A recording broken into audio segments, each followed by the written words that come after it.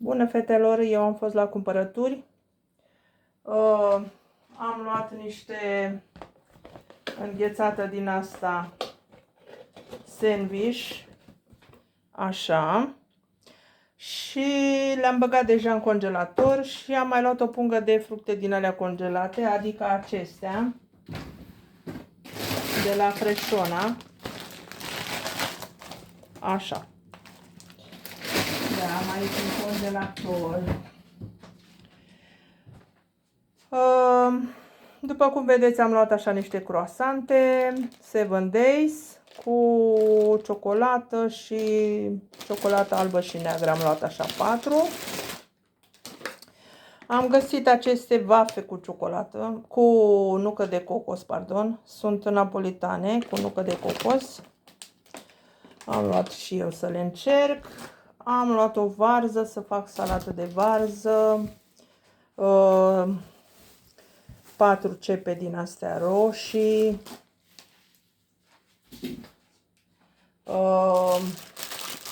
2 caserole de roșii din astea bio.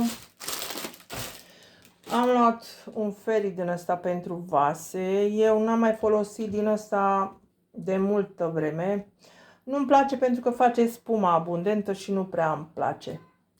Dar am zis să-i mai dau o șansă și să încerc. Și este cu curăță rapid grăsimile, greu de îndepărtat. Extra power, aromă de liliac. Da, miroase super. Un Sana. Am luat pere Conference. Mie îmi plac astea foarte mult. Am mai luat niște de la Wilker, niște biscuiți din ăștia. N-am mai încercat. Am zis să vedem cum sunt. Gogoși. Am luat așa 2.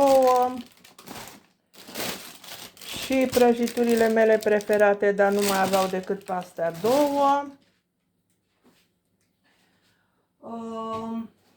Am luat o sticlă de Schweppes din ăsta. Și am mai luat o sticlă și din ăsta cu lămâie și zmeură. Acesta este. Și acesta este cu bitter lemon. Așa, am luat 2 sticle. O sticlă de borș. Două cutii lapte. Și a doua.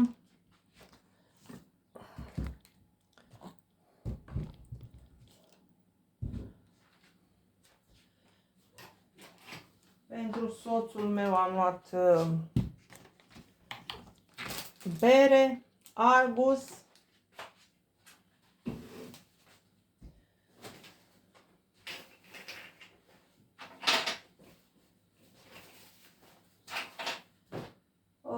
mi-am luat niște fețe de pernă, sunt așa, mi-am luat 4 mărimi și niște prosoape.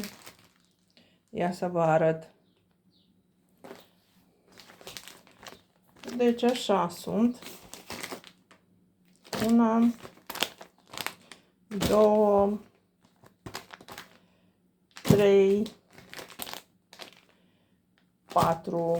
Dimensiune are 50 pe 70. Acum e vară, transpirăm, se schimbă aproape la 2 zile fețele de pernă și mi-am mai luat așa niște prosoape din astea, mi-a plăcut culoarea lor, sunt 3 modele, adică 3 variante de culori, așa pe verdele ăsta, pe cremul ăsta lămâi și pe acestea. Acestea sunt 30 pe 50 și ia să vedeți voi cum sunt de mari.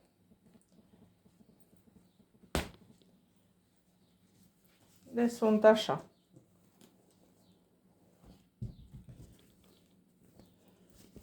Sper să absorbă bine Pe cameră nu se vede culoarea originală, dar sunt foarte frumoase așa.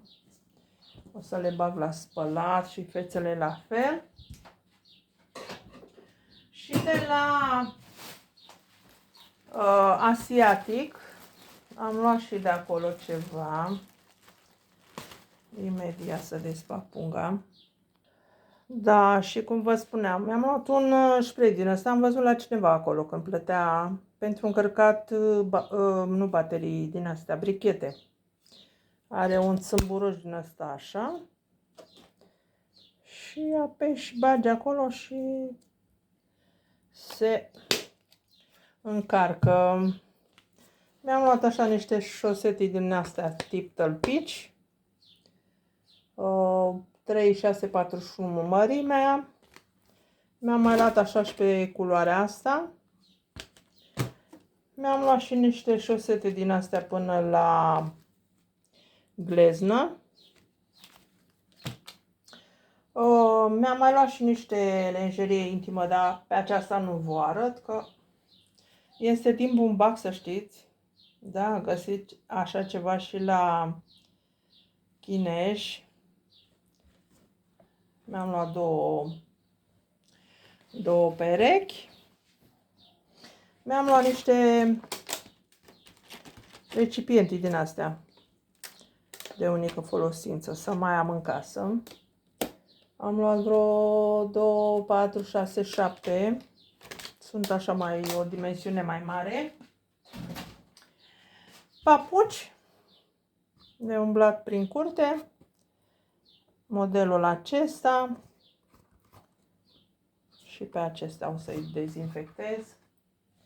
Și mi-am luat niște papuci din ăștia. Ia uite ce frumos sunt. Ăștia poți să mergi cu ei și în oraș ceva, gen. Sunt așa, mi-au plăcut foarte mult. Aveau și pe gri aici. Și mi-au plăcut, am dat pe ei parcă 20 și ceva de lei. Da, și cam astea au fost cumpărăturile de astăzi. Vă mulțumesc, la revedere. Dacă vă place ceea ce postez, vă rog să vă abonați, să-mi dați un like, să-mi lăsați un comentariu. Și până la următorul videoclip, la revedere!